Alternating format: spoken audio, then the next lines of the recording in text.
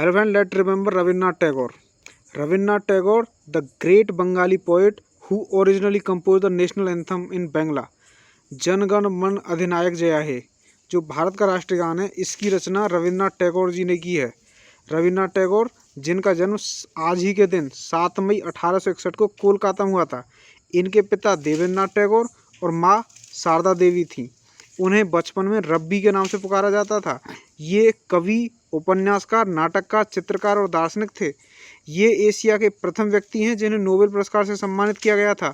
इन्हें 1913 ईस्वी में इनकी रचना गीतांजलि के लिए नोबेल पुरस्कार मिला और इनकी मृत्यु 7 अगस्त 1941 ईस्वी कोलकाता में ही हुई थी। आज इनकी बर्थ एनिवर्सरी है। इस मौके पर इनके योगदान के बारे में और देखते हैं। देखो इनका क्या क्या कंट्रीब्यूशन रहा हिस्ट्री में। ये रविन्द्रनाथ टैगोर ये एक पोइट थे, फिलोसफर थे, एजुकेशनिस्ट थे, इंटरनेशनलिस्ट थे और एक पैट्रियट थे। और इनके बड़े भाई सत्येंद्रनाथ टैगोर ये पहले इंडियन थे जो ICS बने थे। ये देवेंद्रनाथ टैगोर की कुल 13वीं संतान थे। और देवेंद्रनाथ टैगोर इनके जो पिता थे ये आपका ब्रह्म समाज से संबंधित थे। जो रविन्द्रनाथ टैगोर हैं ये विश्वविख्यात कवि, साहित्यकार, दार्शनिक और भारतीय साहित्य के नोबेल पुरस्कार विजेता हैं। उन्हें गुरुदेव के नाम से भी जाना जाता है। बांग्ला साहित्य के माध्यम से भारतीय संस्कृति चेतना में नई जान फूंकने वाले युगदृष्टा थे। वे एशिया के प्रथम नोबेल पुरस्कार सम्मानित व्यक्ति हैं। अच्छा, इनकी जो पहली पोइम थी, इन्होंने पहली पोइम 8 साल की अवस्था में लिखी थी और फिर इनकी जो लघु कथा है वो 16 वर्ष की उम्र में प्रकाशित हुई थी। इनकी पहली पोइम अमृत बाजार पत्रिका में प्रकाशित हुई। तब इन्होंने बाना फूल लिखा था, स्टोरी ऑफ लिरिक्स। अच्छा, इन्होंने शांति निकेतन की स्थापना 1921 में शांति निकेतन की स्थापना की, जो बाद में विश्व भारती बन गया। विश्व भारती की स्थापना की इन्होंने गीतांजलि लिखी, जिसके लिए इन्हें 1913 ईस्वी में नोबेल साहित्य का नोबेल पुरस्कार मिला। इन्होंने विश्व भारती यूनिवर्सिटी की स्थापना की। इन्हें 1915 ईस्वी में ब्रिटिश क्राउन ने नाइटहुड की उपाधि से सम्मानित किया।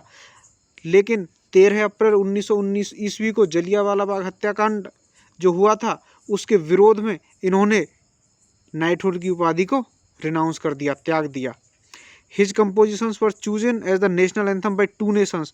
2 राष्ट्र हैं जो उनके द्वारा लिखी हुई चीज़ों को नेशनल एंथम, राष्ट्रगान बुलाते हैं। जैसे जनगण मन अधिनायक जय ये भारत का राष्ट्रीय गान है और आमार सोनार बांग्ला ये आपका बांग्लादेश का राष्ट्रीय गान है।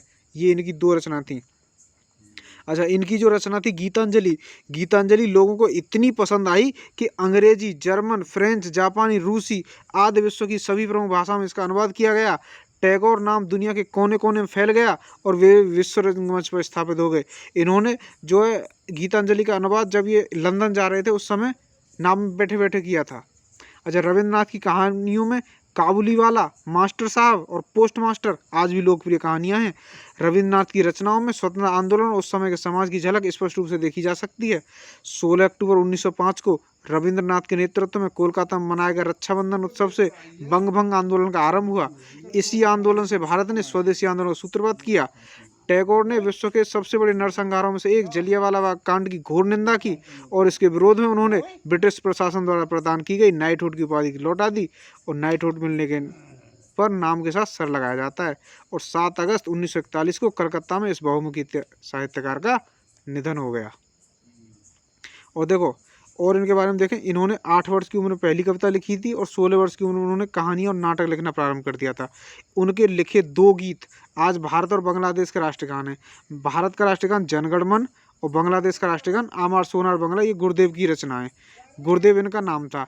अच्छा, 1913 ईस्वी में गीतांजलि के साहित्य में नोबेल पुरस्कार जीतने वाले टैगोर पहले भारतीय व्यक्ति थे।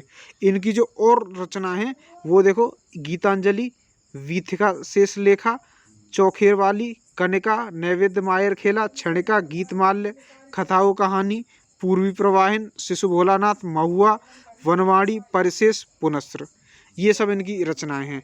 ये सब इन्होंने लिखा है।